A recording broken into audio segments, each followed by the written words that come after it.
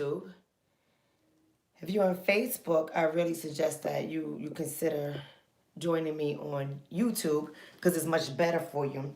But we're going to talk about Popeye's chicken and the tactics that they've been using to appeal to certain communities and certain people in order for them to make some money. And they have been using Beyonce's Ivy Park line in order for them to get their needs, their financial needs met. But this comes with a cost. This comes with a great cost when you are utilizing an icon or a celebrity, whether you have permission or not, in order for you to sell clothing to certain populations that are particularly targeted for the purpose of gaining capital, of gaining money. So we're going to talk about this because I know that too often in our communities, we tend to overlook things that are actually hurting us. We tend to overlook things when we become the butt of a joke. We want to shrug it off like it's innocent. And many of us in our communities have been complicit to the system of racism, right? I tell you, we are so complicit to it. And we suffer from cognitive dissonance in order for us to justify the things that we do that harms us individually and that harms us collectively for the sake of being in on the jokes. Oh, we're going to talk about it. We're going to talk about it. But before we talk about this discussion, let's do some housekeeping. Everyone who has sent me birthday money, I want to say thank you to each and every one of you guys. I really do appreciate all the birthday love that I have received from Cash App and more recently PayPal. So you guys are dope.com. I love it. Another thing I want to say is thank you for donating into the channel because that money goes specifically to my organization, which is a nonprofit counseling organization, so I can help strengthen and restore communities, Black communities, African communities who are impacted by this system of racism, white supremacy. Let's just say what it is. So I thank you for that. I thank you to all my moderators who have been on here with me consistently, sharing the content, making sure people subscribe to the network, making sure people hit the like button or the dislike button. We don't discriminate. We thank you for being in communication and being part of the conversation because I don't have all the answers. The only thing that I do, family, is deliver information. You can take it or you can leave it. I even want to thank the confrontational people, the people that just get emotional because they don't like what's being said. They don't follow it up with any facts, data, or research. They just emotionally respond. So I think tonight, this video is going to be particularly for those people who are emotional, who just like to respond because they don't like to hear what they are being told, despite the fact that data and research is backed up on everything. Instead of them finding their own data and research to push back against what is being said or to unpack what is being said, they rather get emotional. So this video is dedicated to you all. To my moderators, just make sure we block anybody who's being disrespectful. However, we do not block people who have their own opinions. That is fine. That is fine. So let's get going. Let's get going. I want to say hello to everybody. So I'm watching what you guys are saying on YouTube. The comments go by a lot faster than on Facebook. There's a delay on Facebook, but I'm watching what you guys are saying. There's going to be times where I'm going to be able to respond to you guys. But peace and blessings, my sisters and brothers. Peace to all the family. Let's get going. Now, I don't know how many of you guys read the Wall Street Journal, but this video is about to get turned up. I'm losing my voice, but I'm going to need you guys just to bear with me as I educate my community on what's really going down. Now, from time to time, I like to read the Wall Street Journal, the WSJ, which is also known by. And today, on one of our ancestors' birthday, that is Rosa Parks, a day after my birthday, today, an author for the Wall Street Journal named Mike Jordan decided to post an article. All right, did y'all capture the article? For all of my people, my moderators, including my family on Facebook, you guys be as unique and savvy as you are. Go ahead to the Wall Street Journal. Look for the article titled, Popeyes uniforms are a surprise fashion hit. Thanks, Beyonce. Get that article and post the link on YouTube and post it on Facebook so that people don't have to take my word for it. People can go read the article themselves if they're interested in reading at all. Thank you for the birthday love. I appreciate that. Thank you for the birthday love. But let me tell you, in this article written by Mike Jordan, posted today, I have to say it again for people who may not have gotten it, in the Wall Street Journal, titled, Popeyes uniforms are a surprise fashion hit. Thanks, Beyonce. Let me tell you what they did. This article pretty much said that Popeyes is selling online clothing, and they have an online shop for this apparel, and the shop is called That Look from Popeyes. And one day, after they took on the parody about Beyonce's clothing line, Ivy Park, and one day, many of their items were sold out. Let's stop right there. Let's stop right there. You ain't even got to read the rest of the article to really know who bought the items. You don't even have to read the article for you to even see how offensive this is. You don't even have to read the article or go look at the advertisement. Go to the online shop That Look from Popeyes and read the advertisement. Look at the pictures so you can see who the models are. You don't even have to do it. Because as many of you guys know, the only thing they have to sell some of the people in our community is a bucket of chicken and some Hennessy, and we'll jump on board and we'll do just about anything. Now, yeah, that has some humor in it. It's not meant to offend, but I know some people are going to be offended, and that's okay. That's okay. You can get offended. It's meant to be humorous, dry humor nonetheless, but that's the truth. Let's just talk about it. You don't have to do much for us.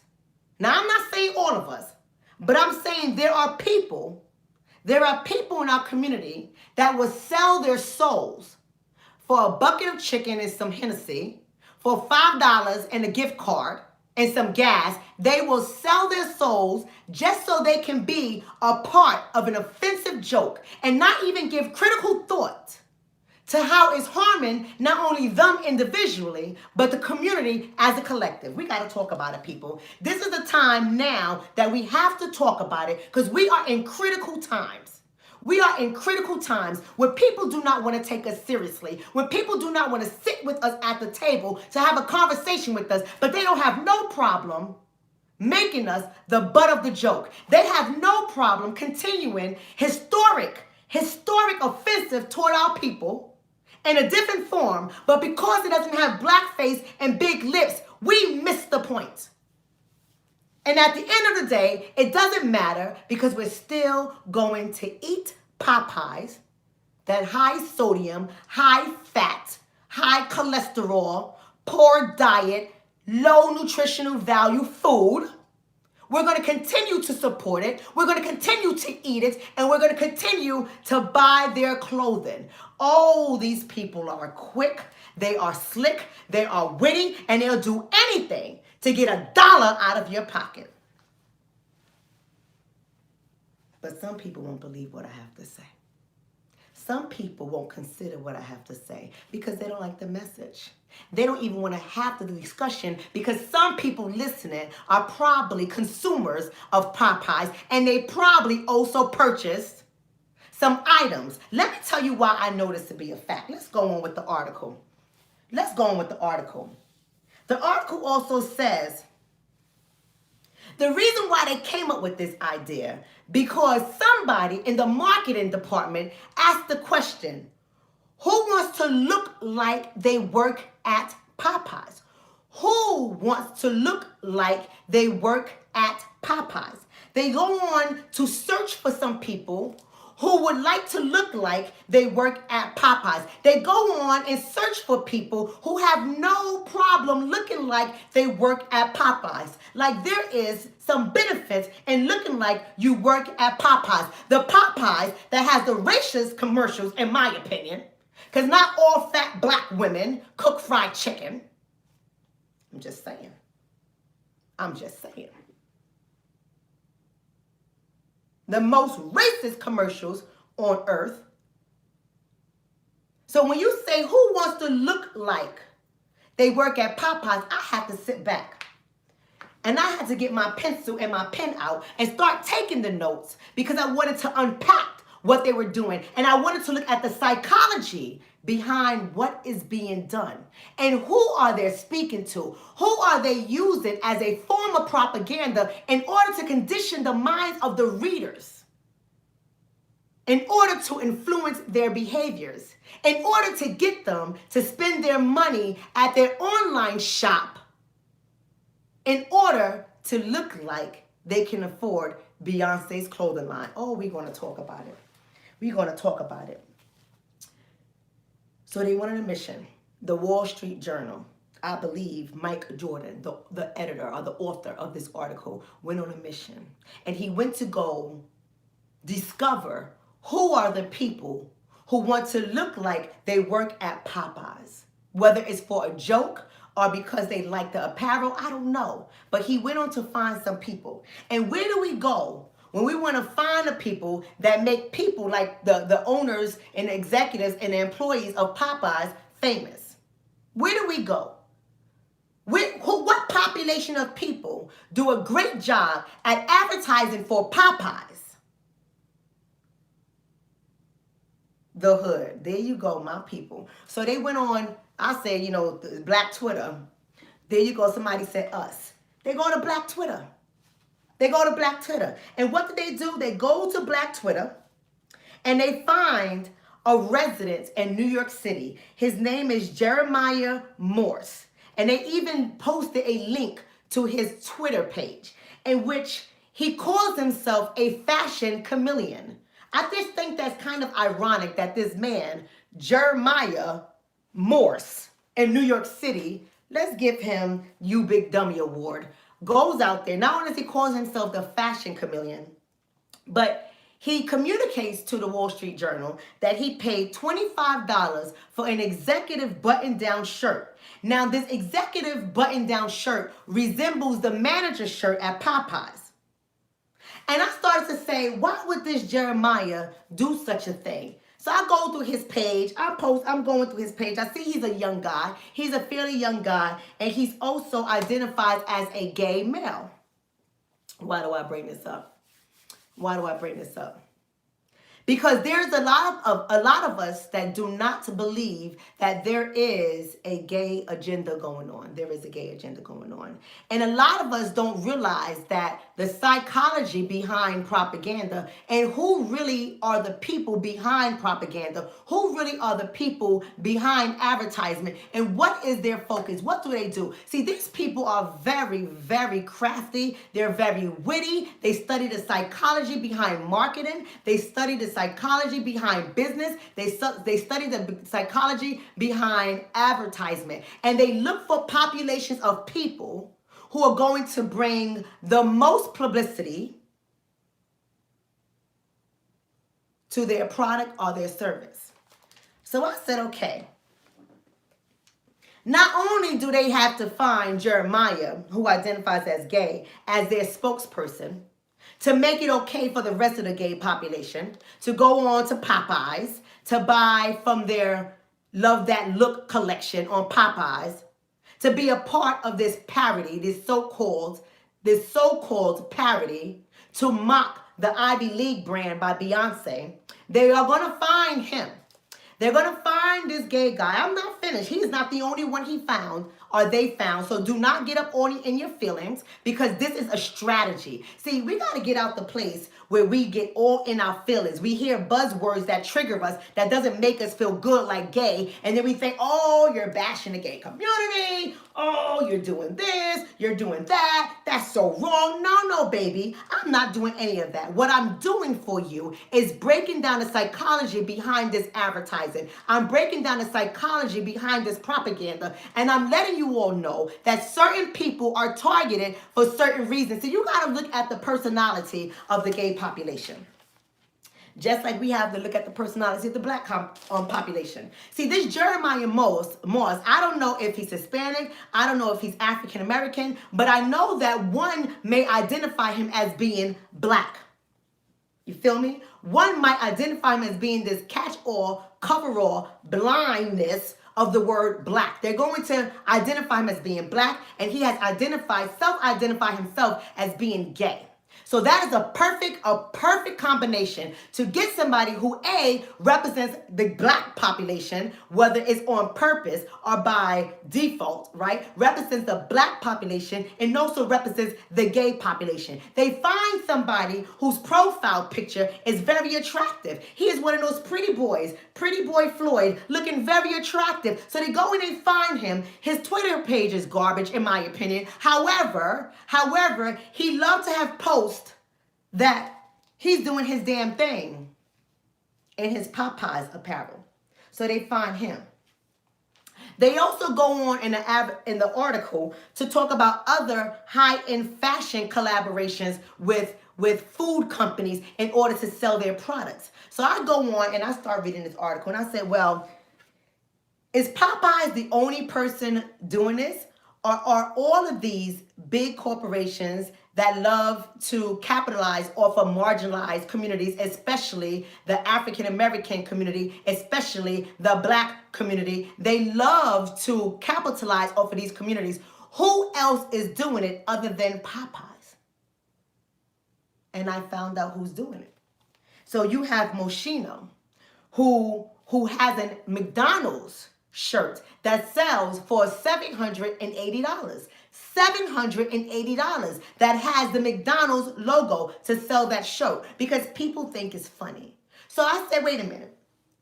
McDonald's partners with Moschino to sell a shirt for $780. So I asked myself the question, critically asked myself the question by scratching my head, well, who the hell is buying a shirt for $780? You see, McDonald's represents a broad population of people. You can find McDonald's in almost any country you go to, including Asian companies.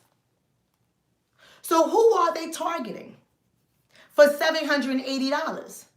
Clearly, not you and I. I have to laugh. Then there's another high-end retail store called Telfar, and they partner with White Castle. This is high-end. Then you have Polo that partner with Burger King and KFC.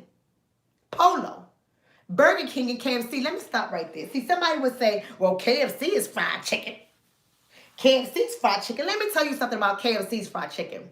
Their commercials are universal. Their commercials target whites. They target blacks. They target everybody. You can find a KFC in almost every community. See, where I live at, I already told you, the population here that dominates all the economy here are Asians. Whether they're Korean, Japanese, Chinese, it don't matter. They all work together. They all believe in cooperative economics, which our people should believe in, right? Collectively, not the small number of us, but collectively we should believe in it. They all practice that in this community. They all build these luxurious houses on purpose and jack up the rent to $3,000 for a 3-bedroom to keep a certain type of people out the community. See, there's no Popeyes chicken in my town. There's no Popeyes chicken in my town. But there's a KFC.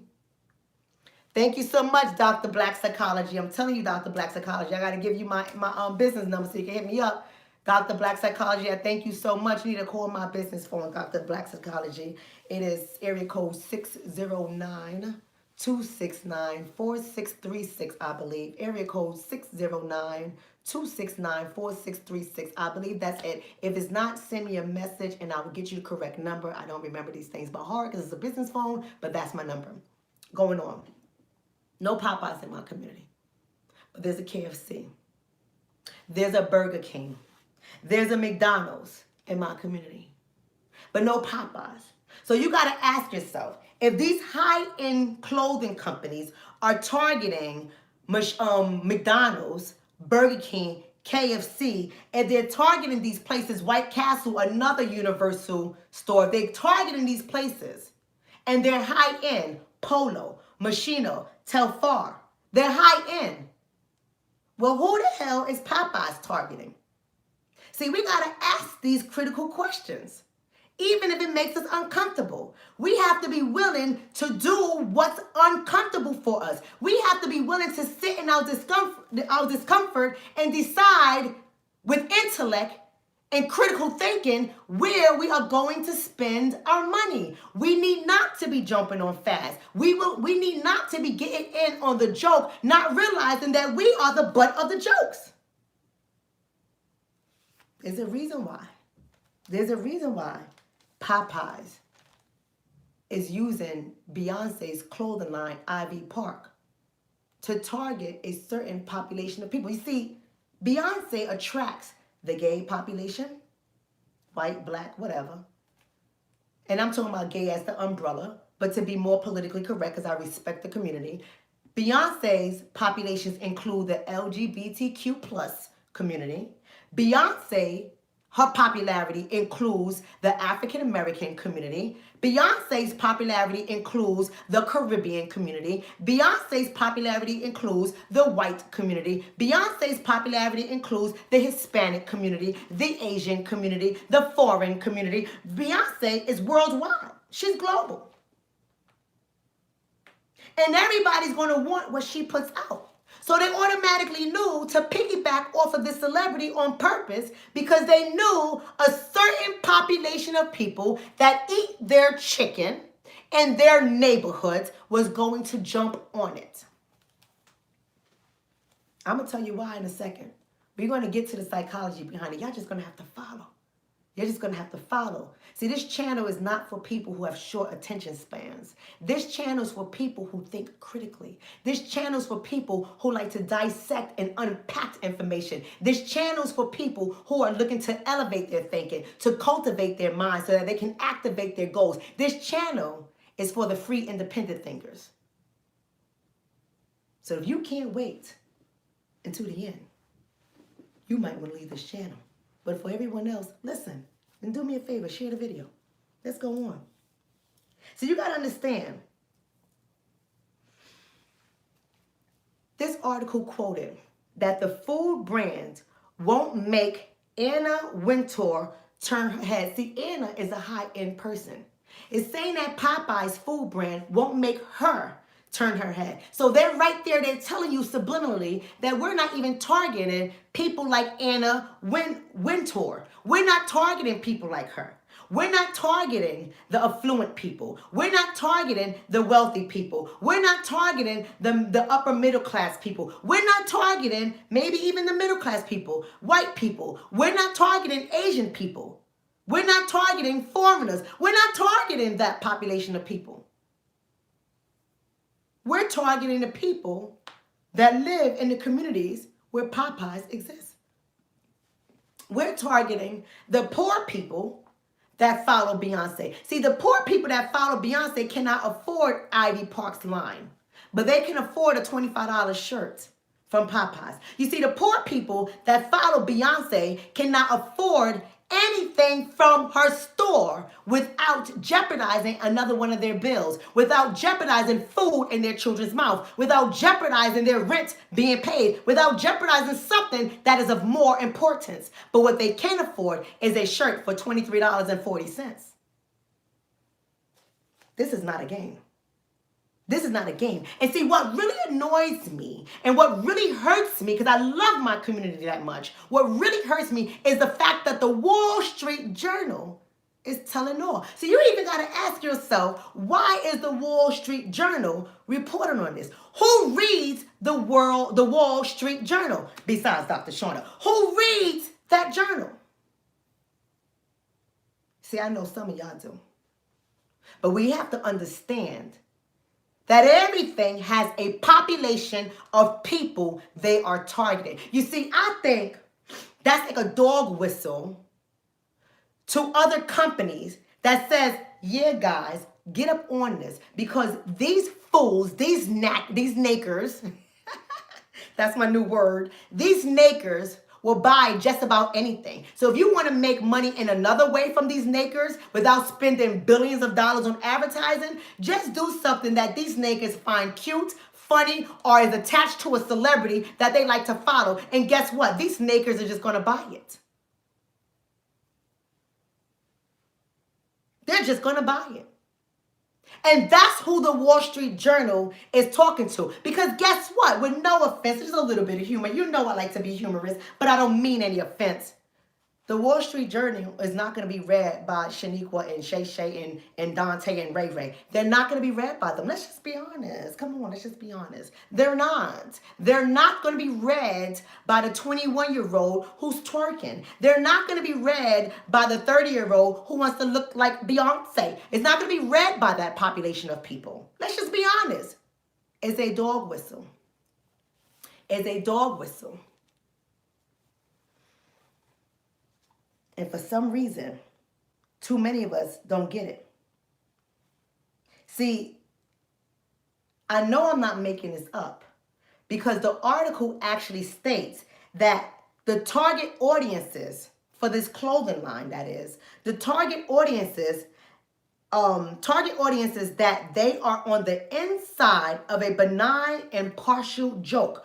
What does it mean when it says that? The target audience are those who are on the inside of a benign. Benign means we're not meaning to be malicious. Give me a damn break. We're not meaning to be malicious. It's a benign joke. It's a partial joke. It's meant to be funny in a little way, and it's good humor.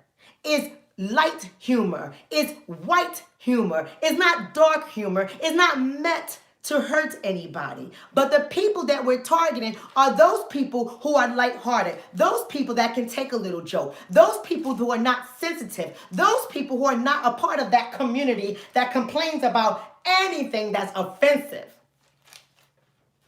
And of course they're going to target those people, because those people are the people that go up against you and I. Those people are the ones that will fight with us publicly because they're off code, and they will go online to let us know that we're ruining everything and we need to relax. And racism is not how it used to be. We're making a big deal out of nothing. It's just a joke. It's funny. You should loosen up. Have a sense of humor. But they don't even realize that these big corporations are laughing at their dumbasses. I'm trying to tell you guys. I'm trying to tell you. Now, you know I'm only telling it from my perspective. I'm only seeing it how I see it. Of course, you can have your perspective. But I'm letting you know because the psychology of advertisement tells me so. I'm letting you know because the humorous part of advertising supports what is being said. But I'm going to get to that in a second. You see, the Wall Street Journal, the article written today, February 4th, 2020, states that Popeyes Clothing, their online clothing store, is meant to sell food at the fried chicken chain. The online clothing store is designed, my family, my sisters and brothers. The online clothing store is designed to sell food at the fried chicken chain. That's exactly what it says, at the fried chicken chain. And if the fried chicken chain is primarily found in poorer neighborhoods or neighborhoods that have high populations of Black people, who are they targeting? I can't make this stuff up. And they try to lighten it by saying that life is imitating fashion and fashion is imitating life. What kind of crazy reverse psychology BS is that? What kind of crazy? Life is imitating fashion, and fashion is imitating life. Really? Imitate it? Imitate it? I like the way they play on words. I like the way they play on words. It's terrible. It's terrible. But we fall for it. So who is responsible? That's the next question I asked. The next question I asked, because it's really about thinking critically. After I'm reading this, I asked myself the question, who is responsible for this marketing advertisement? Who are advertisement, depending on where you're from and how you say it, advertisement, advertisement, whatever. Who is responsible? I had to find out. But they tell me. Is a marketing company based in Miami, and it's called GUT. G-U-T. Y'all got to look that up. Write it down and look it up. The marketing agency based in Miami, Florida is called GUT. And it started working with Popeyes when there was the crazy, the crazy stuff that happened over the Popeyes chicken. How Black Twitter blew up and all these little parodies and personalities of different people started coming out, testing the chicken, saying the chicken was slamming. You see fights happening about the chicken. Allegedly, someone got stabbed in a location about the chicken. There were lines out the store about the chicken. Popeyes purposely put out less chicken because they already know how we get, because they studied us to see how we get when Jordans come out. See, all of this stuff is interconnected. All of this stuff is intersected. We have to look at all of this and understand that every day we are the subjects of research. Did y'all hear me? Every day, when we get out there and we do something and it blows up, we are the subjects of research. People like to observe and study our behavior for the purpose of capital gains.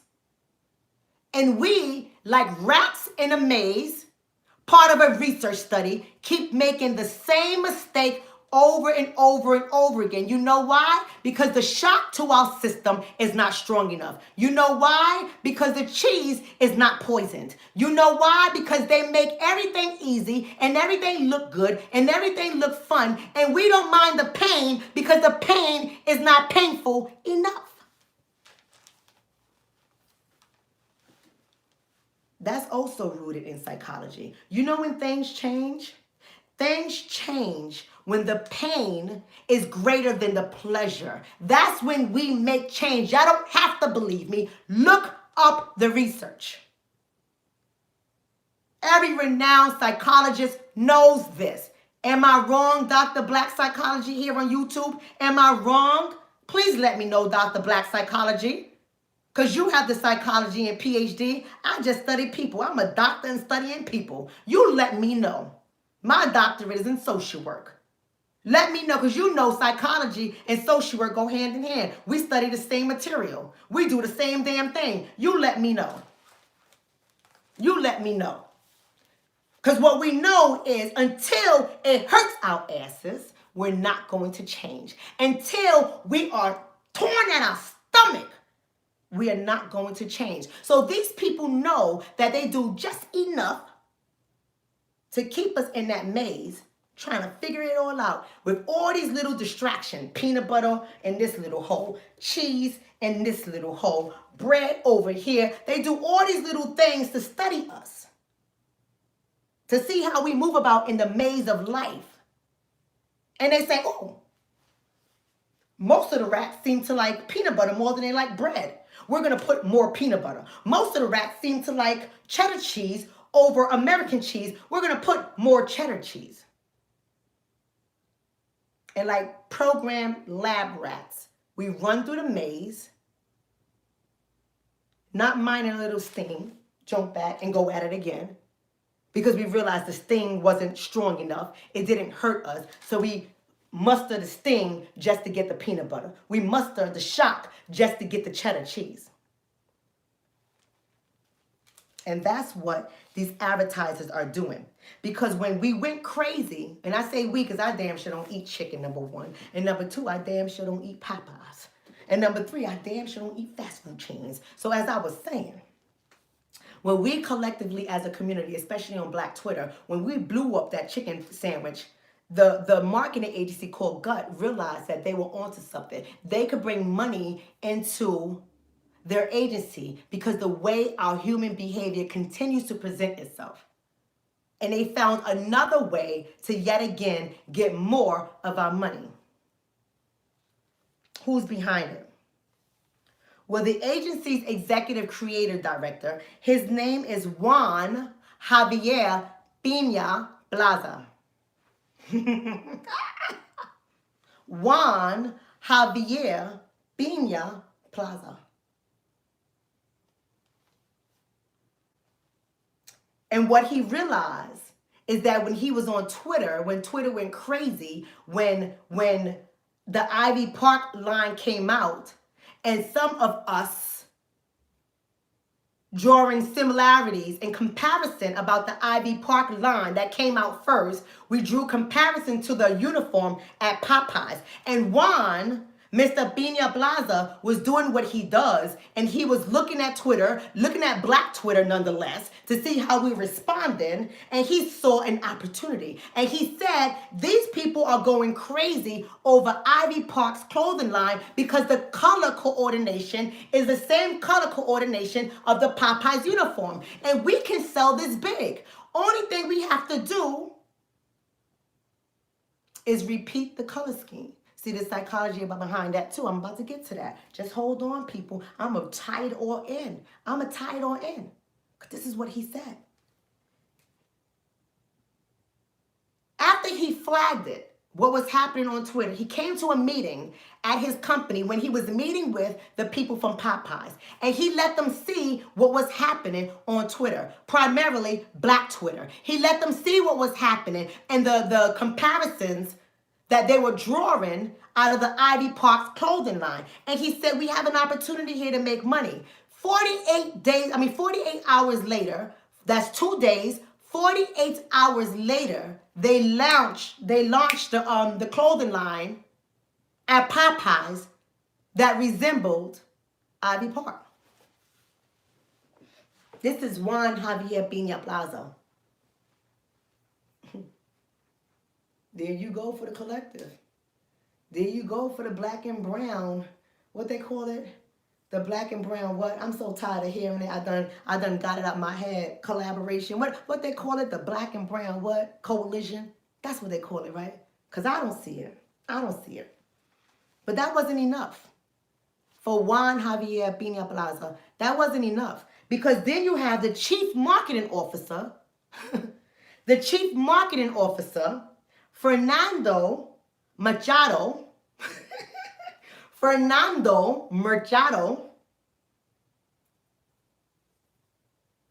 said that Popeyes decided to start selling clothing.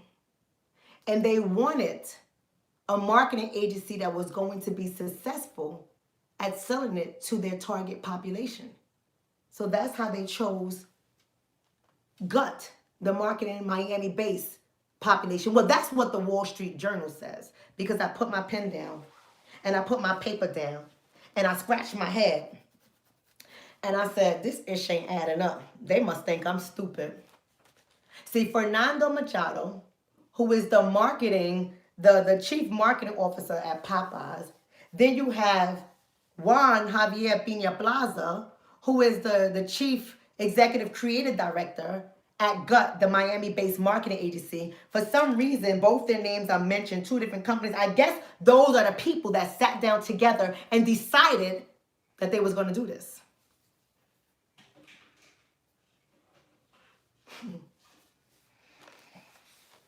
Are y'all following what I'm saying?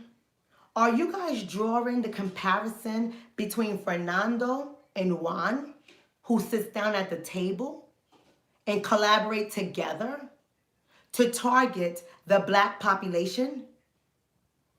Y'all didn't believe me, right?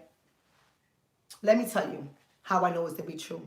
Because whatever Fernando and Juan talked about, Juan then turns around and he pulls out a fashion call. Y'all know how that goes, right? When they put it out and they say, we're looking for fashion models between the ages of blah, blah, blah, of African American, of LGBTQ plus, of blah, blah, blah, Hispanic, blah, blah, blah. We're looking for these populations of people. And particularly, we're looking for employees of Popeyes to serve as models. Do you hear that? Come on now. Come on. It don't take a genius to figure this out. Y'all making me lose the rest of my voice. Y'all don't believe me? This happened in South Florida. This happened in South Florida. They put out a fashion call looking for employees of Popeyes. I mean, of course you're going to get employees of Popeyes. You ain't got to pay them nothing. They're not fashion models. Do you guys know what it's like to model? See, let me tell you something. When I was a youth, my mother had me in modeling. And I believe my working papers, I got to go find them. They're in my mom's closet, who is now deceased, but my brother took over her residence.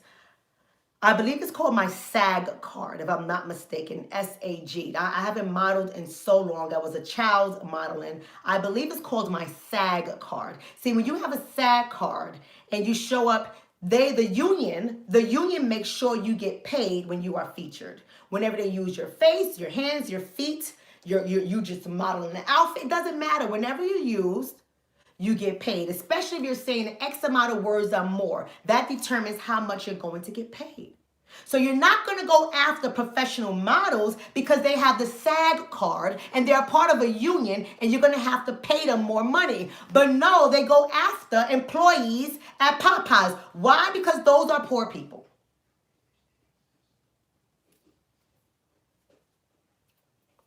Think critically, my people. Let's raise our thoughts. Those are poor people. And poor people, of course, psychologically, want to be a part of something big. They want to be on a website being advertised for marketing their clothes. See, we love when we have that body. We love when we have that look. We love when somebody contacts us and says, we would like you to model for Popeyes. And the only thing we're going to pay you is a bucket of chicken and some Hennessy to sell the clothing. And we do it. Because we like click, click, click, flash, flash, paparazzi to be seen. We like to be seen. We want to be in the spotlight.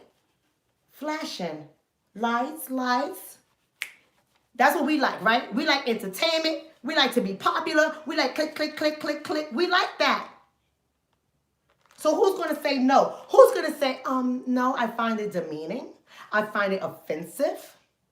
I find it racist. What Popeyes employee, for the most part, maybe we might have a few of them that are conscious and they're working there because they have to, maybe. But what Popeyes employee, for the most part, is going to say, no, I'm sorry, that's racist, can't do it.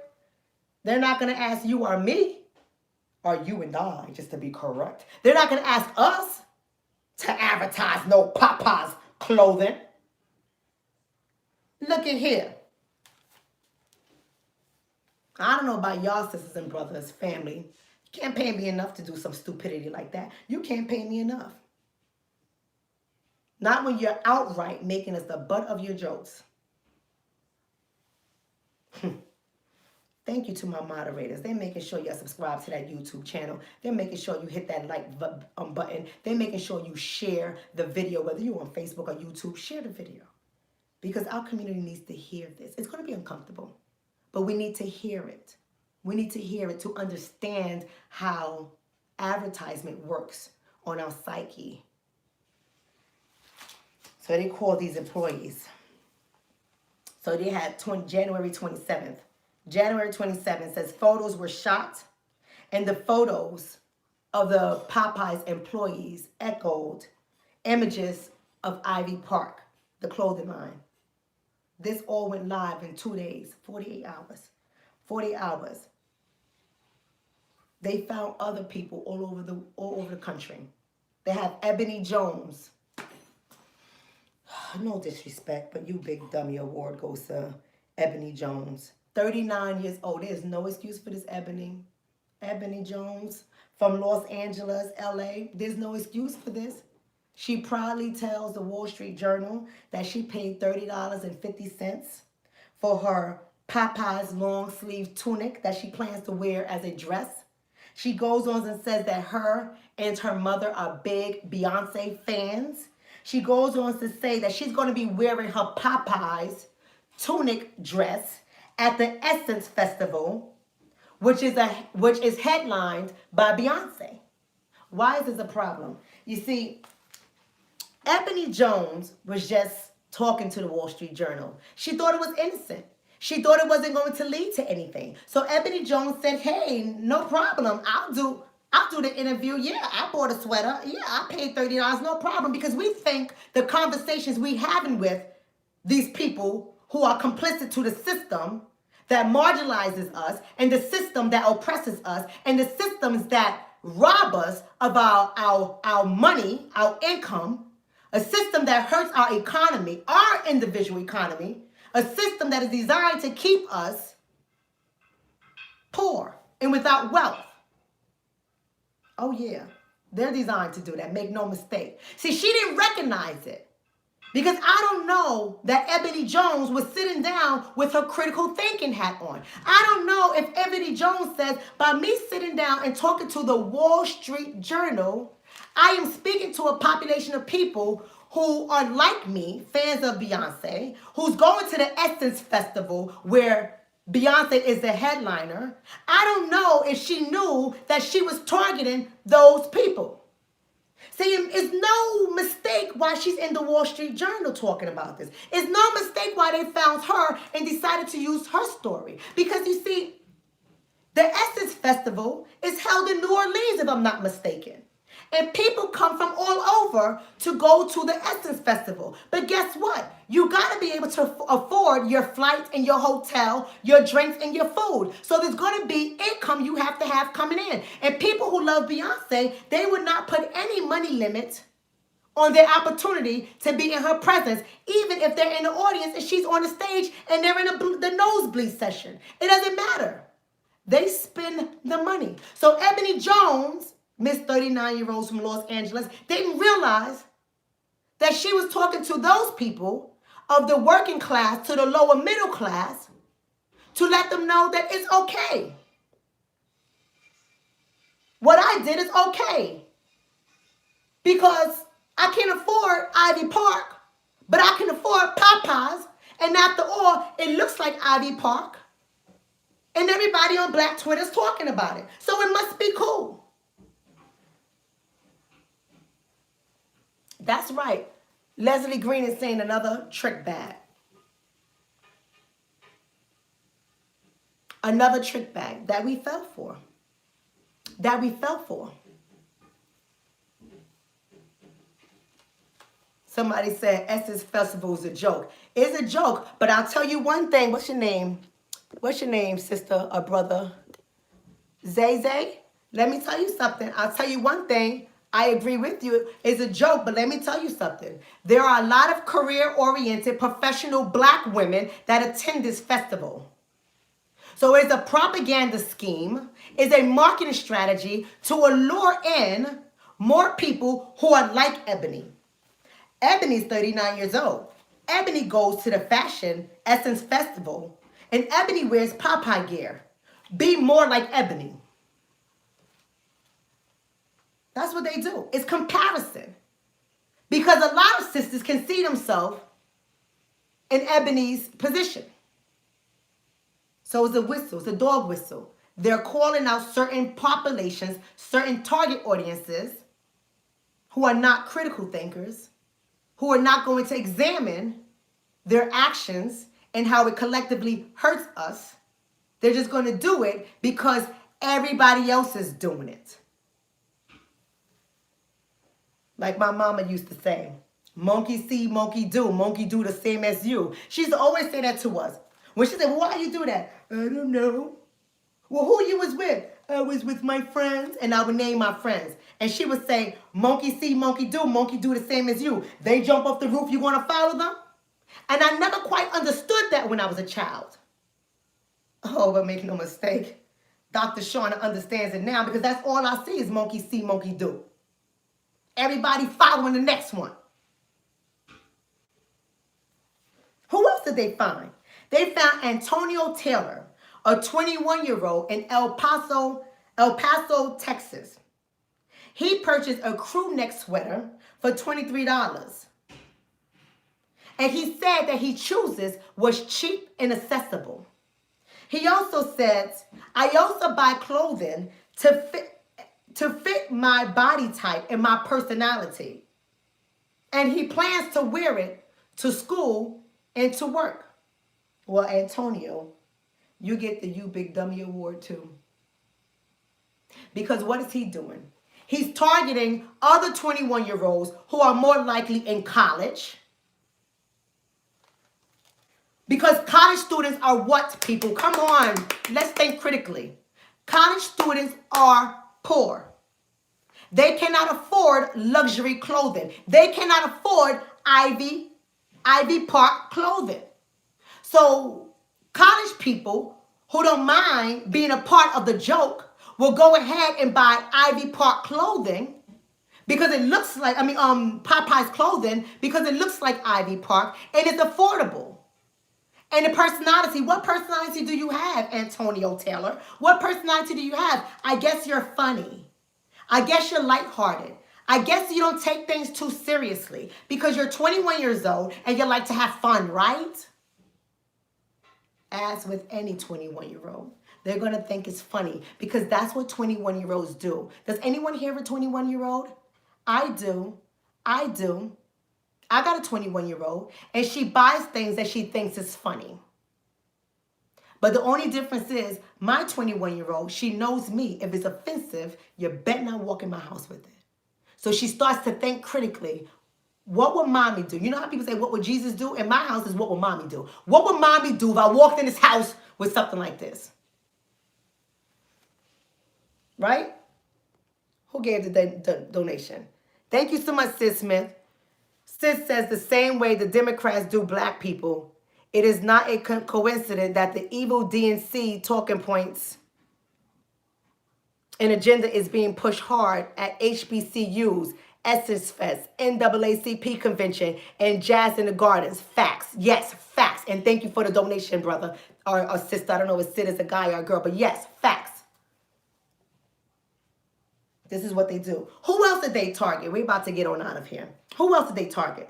Well, Matt Rivera. Didn't I tell you?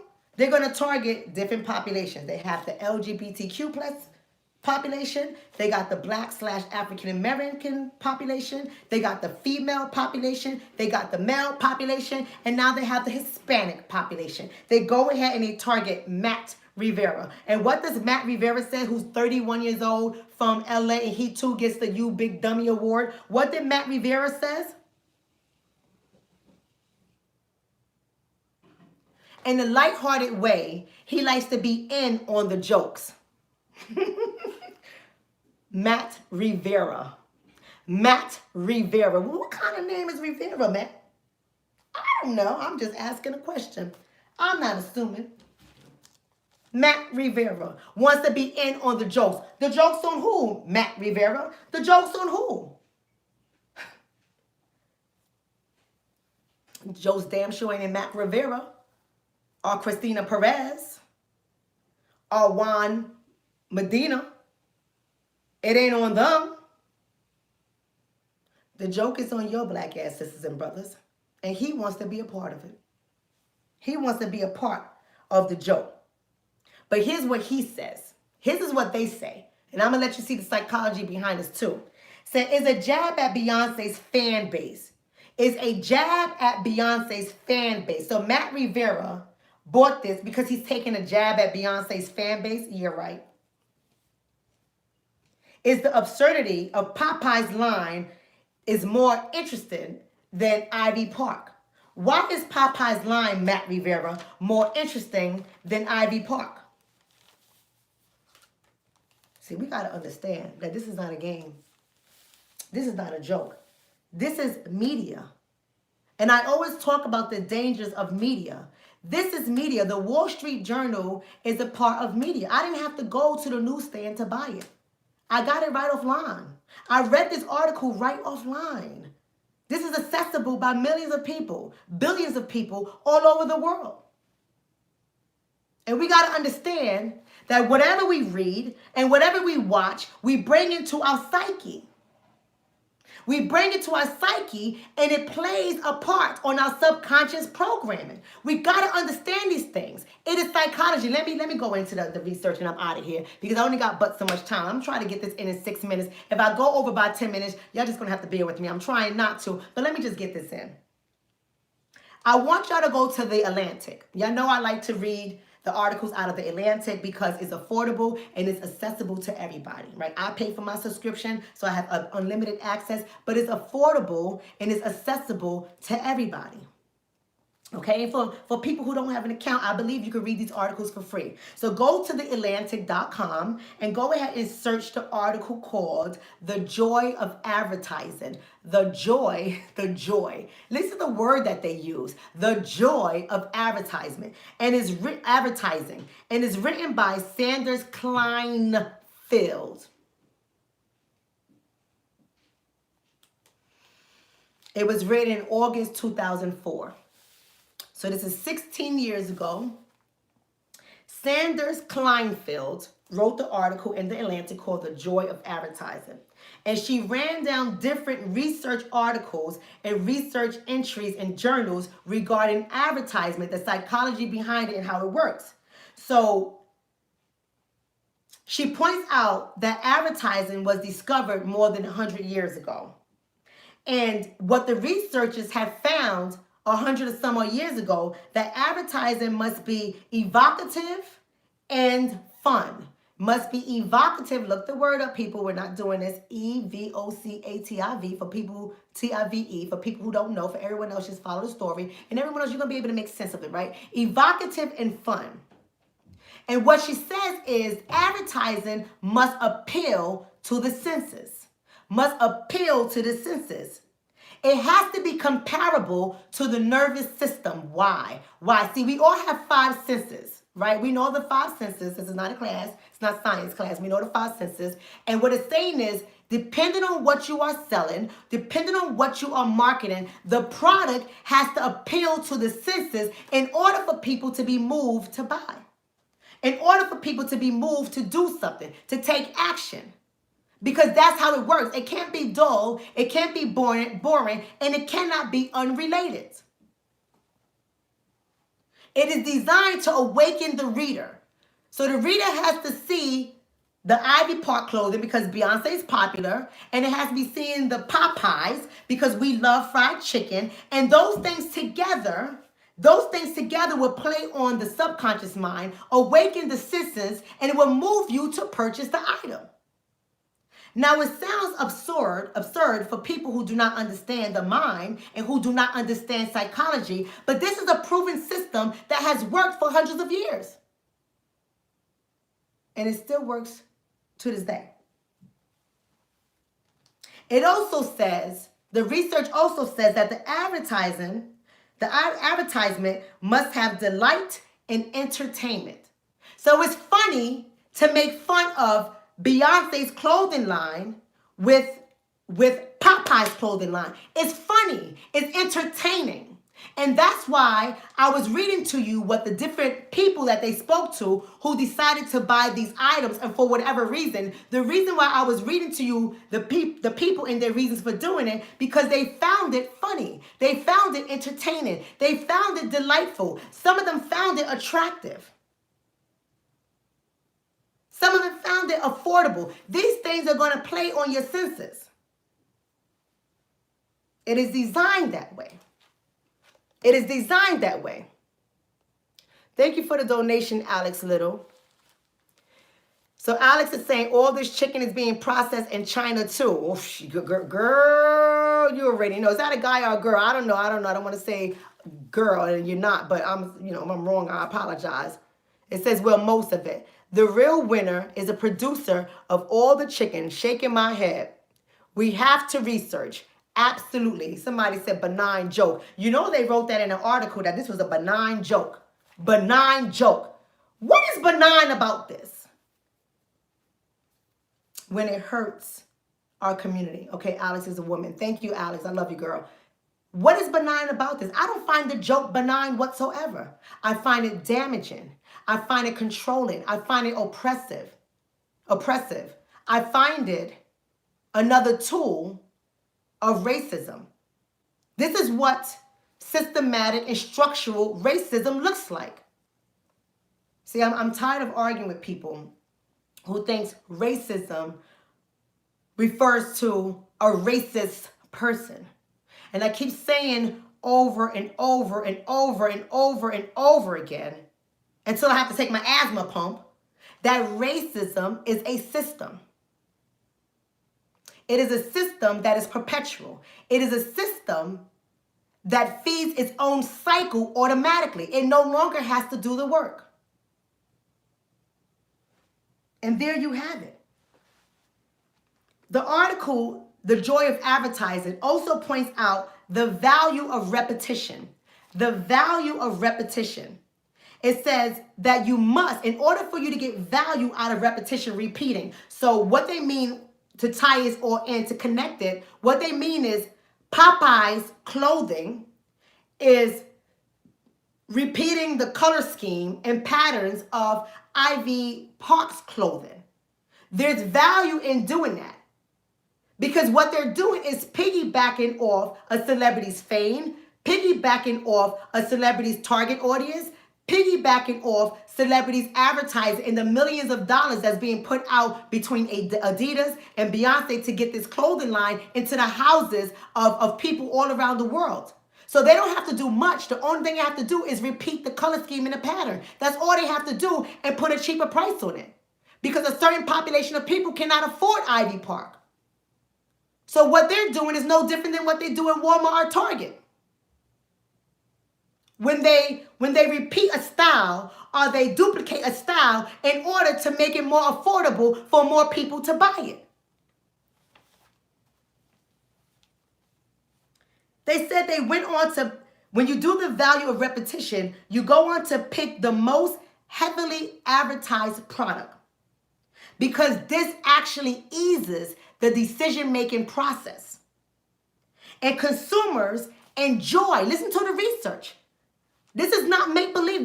These are social psychologists that have studied people and their spending habits for hundreds of years. And what they say is consumers enjoy having a laugh at his own expense.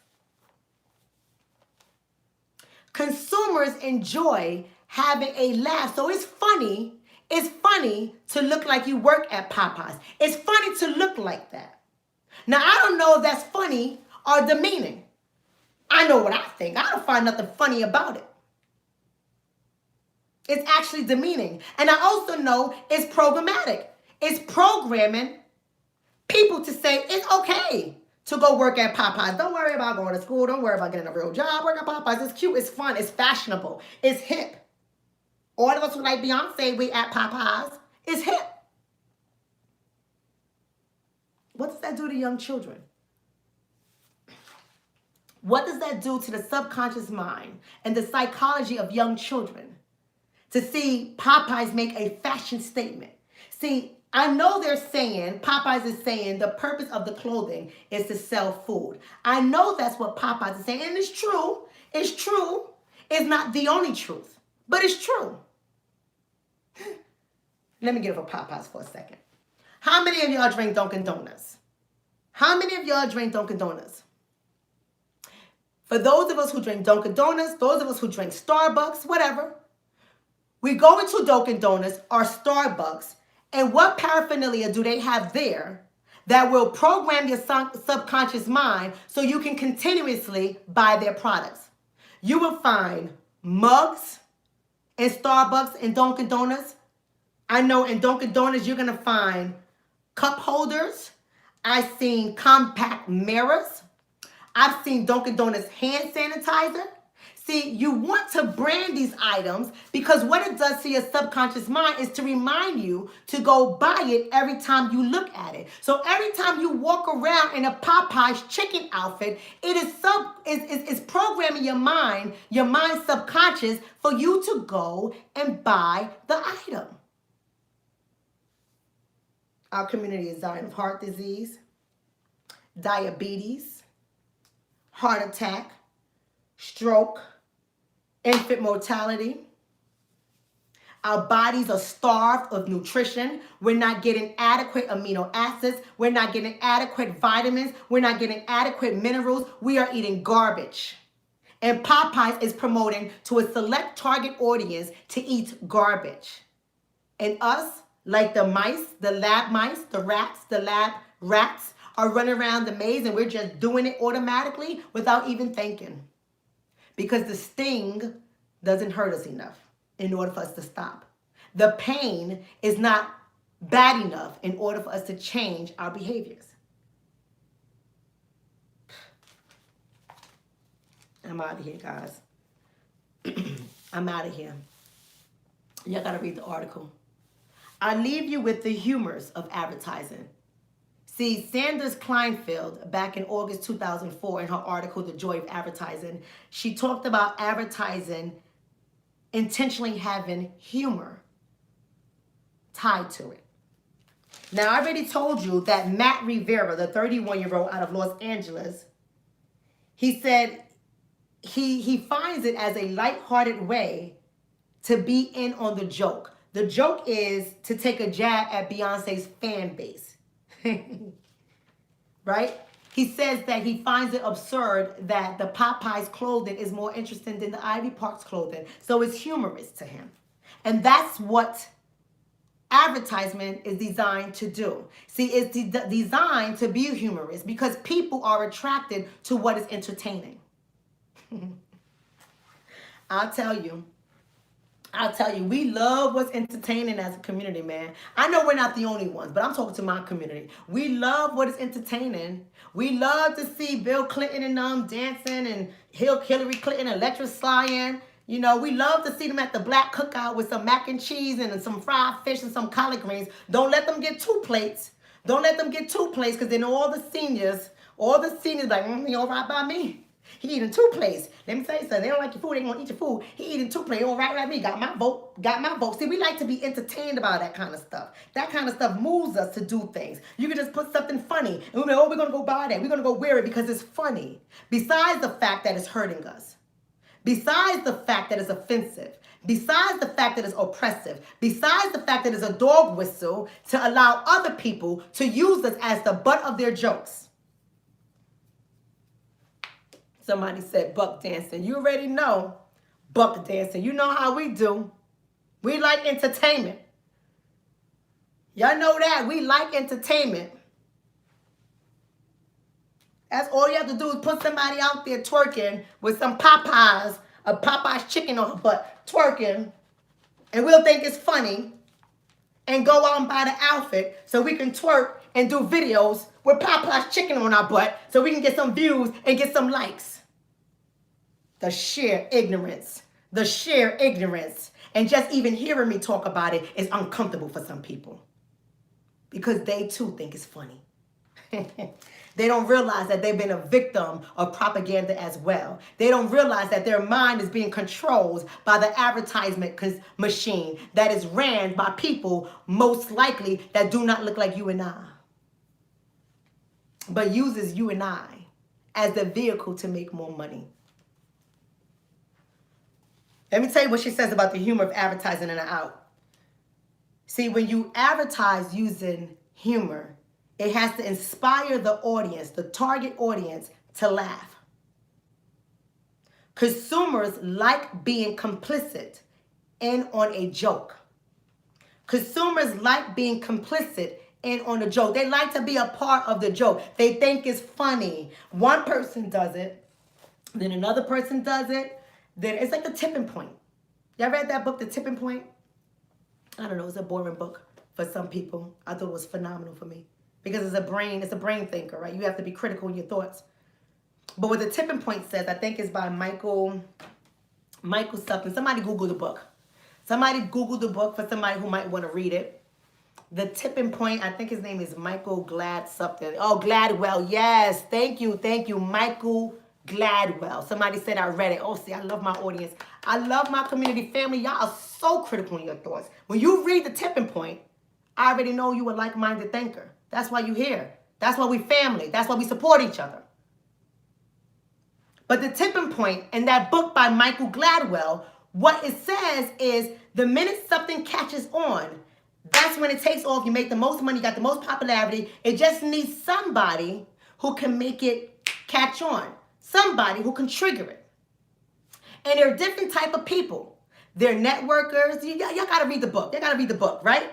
And so all these different type of people. See, some of us, we're socializing people, right? We're networkers. And what it is we know how to talk to people and we know how to sell an idea. So we are the people that will spread the word of mouth advertisement. We are the ones that will help that go. And then there's people who are just popular, right? They have charisma and their popularity will just sell something. So the only thing they have to do is wear it and do a video. Why do you think people send me things?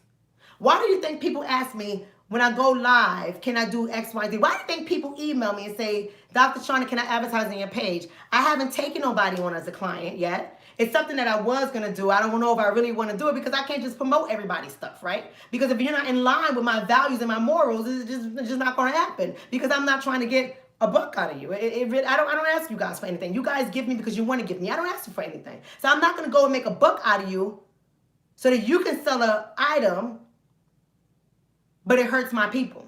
And I'm not saying everyone that comes to me comes with the intentions of hurting my people, but you're not going to just have me wear anything and just say anything. But that's how it works. It takes somebody of a certain personality and you give them the item and they help to tip it over. They help the popularity to run. So we, especially Black Twitter, we are the tipping point.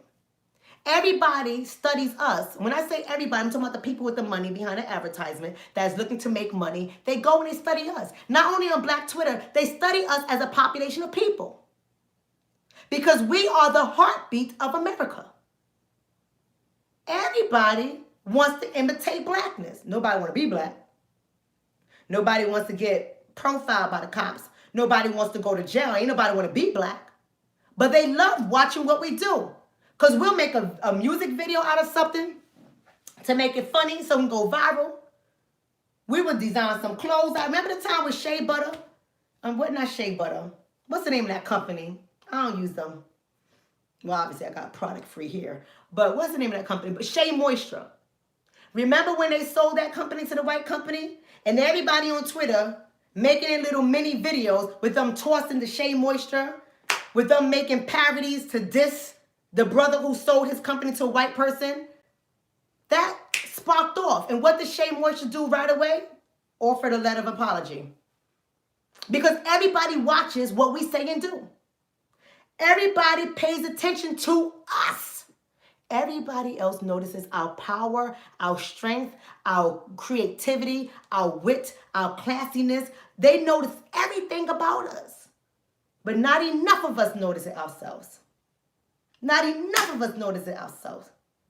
Because we're too into being entertained. We're too tied up of being popular. We posing for likes. We sticking our ass out for clicks. All these stupid poses. But we don't realize that everything we post, we being studied. See, nobody wants to entertain me. Nobody wants to do business with the Dr. Shauna. Only universities, right, and professional conferences, I present every year. Because why? Because I'm an intellect. Because I'm a thinker. But most people don't want to hear no thinker. They don't want an intellect. They don't want a thinker. They don't want somebody who's caught up in academia. They don't want that whatsoever. They don't want me to raise nobody's senses. I'm a threat. A threat, people. The last thing she said about the humors of advertising, it says the more ludicrous, the better. The more ludicrous, the better. So they're always going to find egregious things to make fun of in order to sell their product. They're going to put a little monkey on a black boy's shirt at H&M on purpose. Because it's ludicrous. Who would do something like that? But there's a lot of people that found it innocent. There's a lot of people that found it funny. There's a lot of people that said no big deal. There's a lot of people that said, I call my son a little monkey all the time. And even if you do, your dumb ass shouldn't be on social media saying you do. You know how many people I heard? You can read all the arguments back there. Go and search that old thing where you see people arguing with each other. Of course, our people, we like to publicly argue with each other all the time. And you'll be amazed how many people say, "But I call my son a little monkey all the time." Y'all know y'all call your kids little monkeys. I don't know about y'all, but I ain't never called my kids little monkeys. I call my children geniuses. I call my children intelligent. I call my daughter and my youngest son doctor.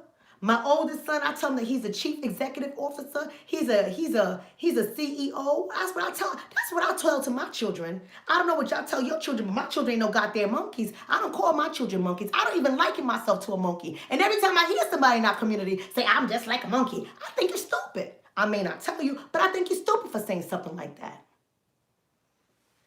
That's all I have. I ain't got nothing else. I ain't got no more voice. I can't do this. This is Black History Month, people. This is Black History Month. We are in the age of the Aquarius, where we have accessibility to information at the tips of our finger. And this is Black History Month. And they are insulting us on Black History Month. They are making fun of us.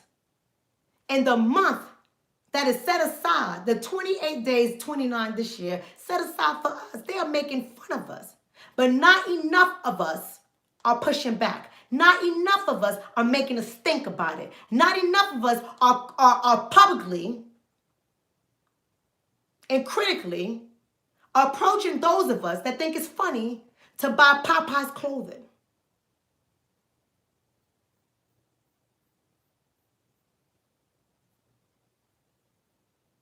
You see, I leave you, sisters and brothers, by saying this.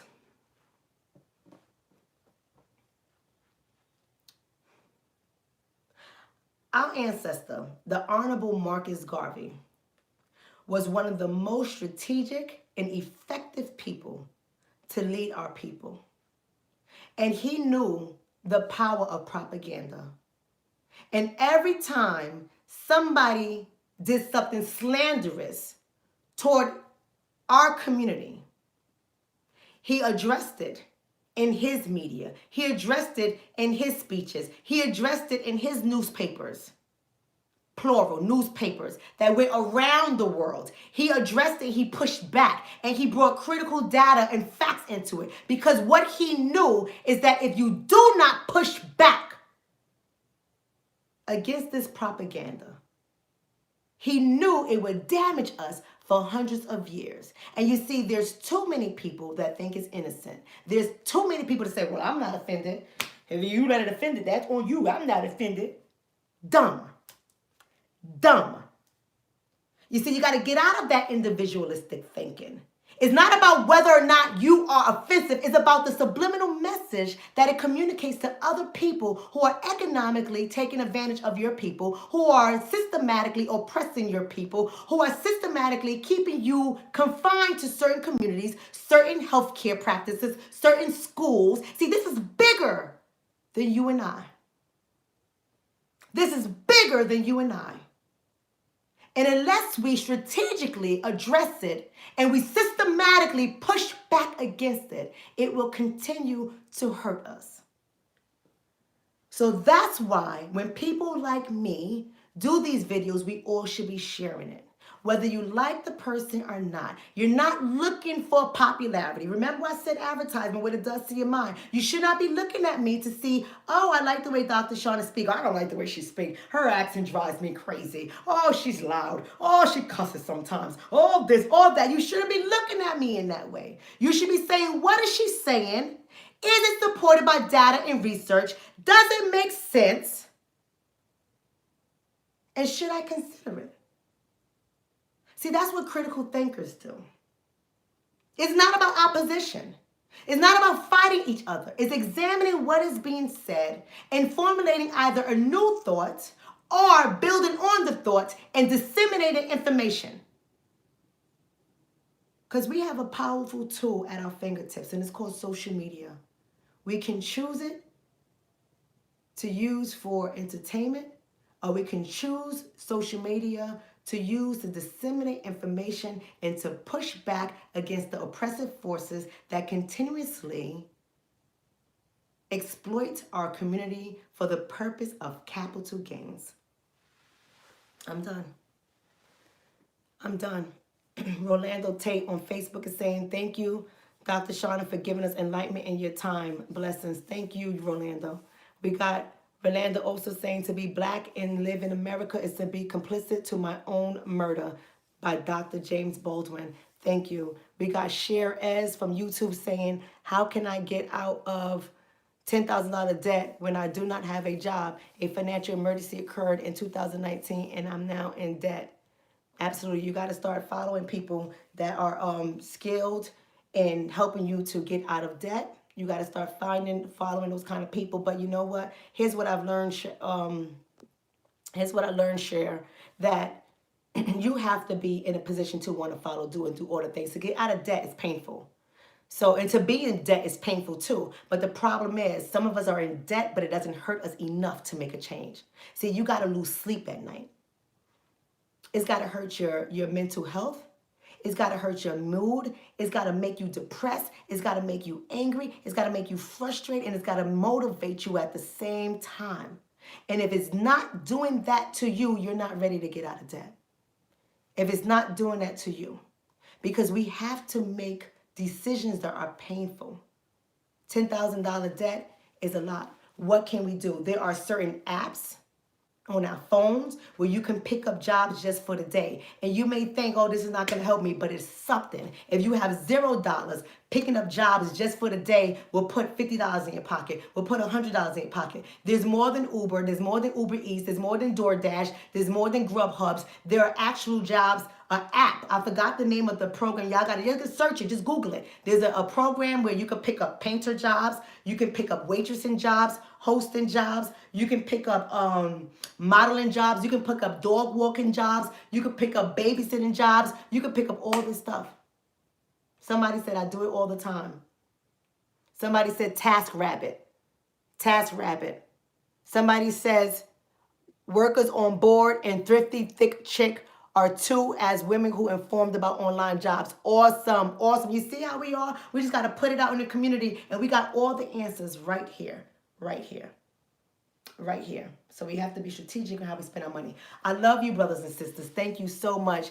Thank you. Well, sure, you know I love you, and you know whatever I say, it may be direct and it may be straightforward, but it's not to harm. I'm just a direct person. I'm an Aquarius. What can I say? We don't hold back. I'm a February Aquarius. We're a little nutty. We don't hold back. But that's what it is. It's to love you and to show you that you can do this. You can do it. And sure, you're not the only one. So I thank you for your bravery. I thank you for your vulnerability, that you put it out there, allowing us as a community to give you the answers you need to be successful. I love every last one of you guys. Peace and blessings to my sisters and brothers. Subscribe to my YouTube channel. Like the video. Follow the video. I got Aquarius up in here. All my Aquarius. I love you guys. Mwah, I love everybody. I love you guys. Follow me on YouTube. Follow me on Facebook. Share the video. Like and subscribe to the page. February 5th in the house. I love you guys. Happy birthday to you. Happy birthday to you. Tomorrow is your birthday. We got a January or Scorpio. Ooh, Scorpio. Scorpios are my favorite, but I'm not Cancer with them, but they're my favorite. I can last forever with the Scorpio, forever. I love you guys. Be blessed.